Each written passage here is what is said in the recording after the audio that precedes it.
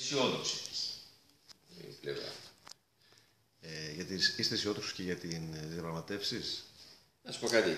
Εκεί, γιατί είναι άλλο θέμα. Είναι θέμα πολιτικής. Προφανώς. Ο υπουργός έθεσε 4 προβλήματα, αλλά είπε είναι αισιόδοξος. Να σου πω κάτι, όχι. Προφανώς παίζεις σου στην κόψη. Το ερώτημα είναι αν αυτή τη στιγμή ας υποθέσουμε ότι όλα πάνε καλά. Και μπαίνεις ξαφνικά σε εσωτερικό πεδίο και λες: παιδιά, αυτό το λύσαμε, μπαίνεις στην πάντα, δεν κινδυνεύουμε, ξεκινάμε. Τι ξεκινάμε, κοινωνία αντιμεταρρυθμιστική. Δεν θέλω να αλλάξει κανένα τίποτα. Η οικονομία δεν ξέρω πώς βαδίζει ακριβώς. Εκπαίδευση δεν θέλω να κάνω σχόλιο. Όλοι οι θεσμοί στον αέρα. Άρα λοιπόν, εδώ χρειάζεται αυτό που ονομάζω εγώ ένα πολιτικό και κοινωνικό συμβόλαιο. Άστε λίγο έξω το θέμα της μετά. Ας υποθέσουμε ότι τσουκου κάτι μας δίνουν, περνάει ο καιρός, κάτι μας δίνουν, δεν πέφτουμε έξω. Νομίζω δεν θα πέσουμε έξω. Αλλά τι γίνεται στο εσωτερικό μέτρο. Οι Έλληνες θέλουν να περάσει κρίση για να κάνουν τα ίδια. Τι έχει αλλάξει αξιακά. Δηλαδή, δεν αντιγράφουμε στα πανεπιστήμια, δεν κάνουμε καταλήψεις, δεν πετάμε τα σκουπίδια στη θάλασσα, δεν βρίζουμε στον δρόμο, δεν μουτζώνουμε, δεν κάνουμε ό,τι θέλουμε ο καθένας. Η ανομία. Δεν αλλάζουν κιόλας από τη μία στην άλλη. Προφανώς. Αυτά έχουν φτιαχτεί 40 χρόνια μεταπολίτευση, θέλουν 40 να αλλάξουν. Αλλά εκεί θα κρυφτείς. Διότι κατά τη γνώμη μου ο Τσίπρας, η κυβέρνηση παστοσύνη, θα βρει ένα modus vivendi με τους ξένους. Όταν γυρίσει λοιπόν μέσα και πει: εντάξει, παιδιά, το πρόβλημά του θα είναι αυτό. Το πρόβλημά του είναι πώς αλλάζει την ελληνική κοινωνία. Διότι αν την αλλάξει, σε 3 χρόνια το ξαναεισπράξει. Εγώ σου λέω: τα χαρίσουν όλα. Εγώ είναι ξένοι άλλοι στα καλά παιδιά μου. Δεν χρειάζεται τίποτα. Την άλλη μέρα θα είμαστε όλοι τα μπουζούκια. Χωρίς να έχουμε λεφτά, θα πετάμε του κόσμου τα λουλούδια. Θα κάνουμε πάλι τα ίδια. Δεν έχει αλλάξει αξιακά τίποτα. Δεν καταλάβαμε τίποτα. Ούτε το πολιτικό σύστημα καταλάβει τίποτα. Φέρεται με τον ίδιο τρόπο. Είναι λίγο πιο φοβισμένο αυτό. Αλλά με τον ίδιο τρόπο, ούτε η κοινωνία κατάλαβε τίποτα από την κρίση. Φταίει, λέω τάδε, εντάξει, παρακάτω. Υπάρχει κάποια κίνηση της κυβέρνησης που σας έχει κάνει να πείτε μπράβο?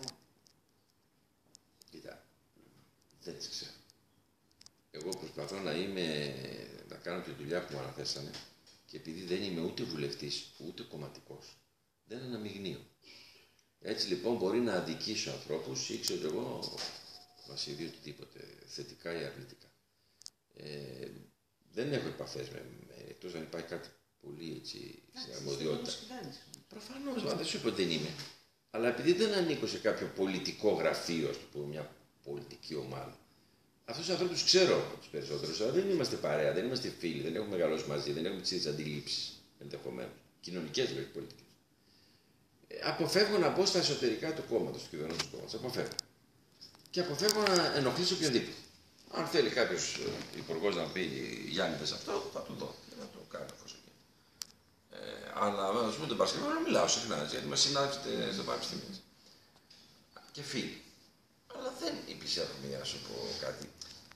Εγώ νομίζω ότι από ό,τι έχω ακούσει τα υπουργικά συμβούλια πρόκειται περί πολύ καλών προθέσεων. Ώρες δηλαδή ενθουσιάζεσαι και έλεγες αυτό πρέπει να γραφτεί βιβλίο. Όμως δεν κρινόμαστε γι' αυτό. Δεν κρινόμαστε ούτε από στοχασμό ούτε από ακτιβισμό. Κρινόμαστε με κάποια συγκεκριμένα αποτελέσματα σε μια συγκεκριμένη συγκυρία, σε μια συγκεκριμένη Ευρωπαϊκή Ένωση, σε μια συγκεκριμένη παγκοσμιοποίηση.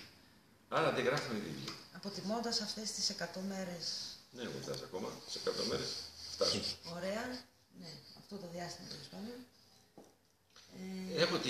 Έχω την αίσθηση ότι όλα γίνονται με βάση το δημόσιο συμφέρον, είναι προφανές αυτή τη στιγμή.